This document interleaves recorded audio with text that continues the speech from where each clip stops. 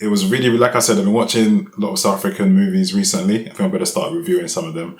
But yeah, this one is a series. It's a crime, it's action series. I'd probably call it a crime thriller called Kings of Joburg.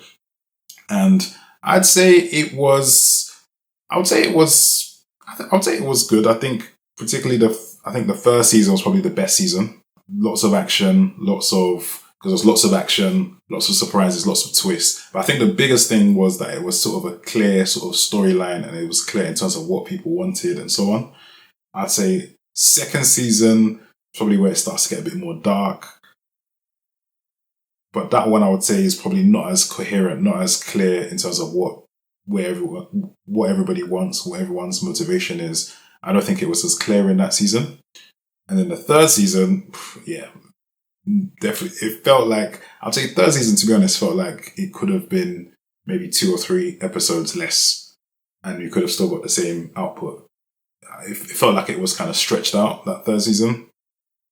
I would say there were definitely times where, like there was a time where the villain in season 3 gets captured and somehow he escapes. But how he escapes when he's completely surrounded makes no sense. It was bizarre. So yeah, I think the third season definitely, I feel like, yeah, wasn't as good as the others. And also the ending, I did not like the ending at all. To me, the ending made no sense. It was, for everybody to have,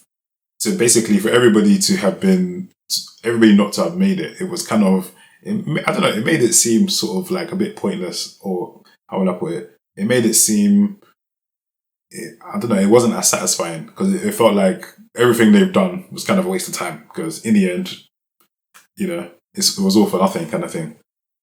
That's how it kind of felt. So I didn't really think that ending made sense. And I don't really think it needs, I don't know, it seems as if they were trying to open the way for a 4th season, but I don't think it needs a 4th season. I think they've, it probably stretched the story as well as it could. I don't think this third one did a good job. But like I said, I like definitely the first and second season was probably the better ones, particularly the first one.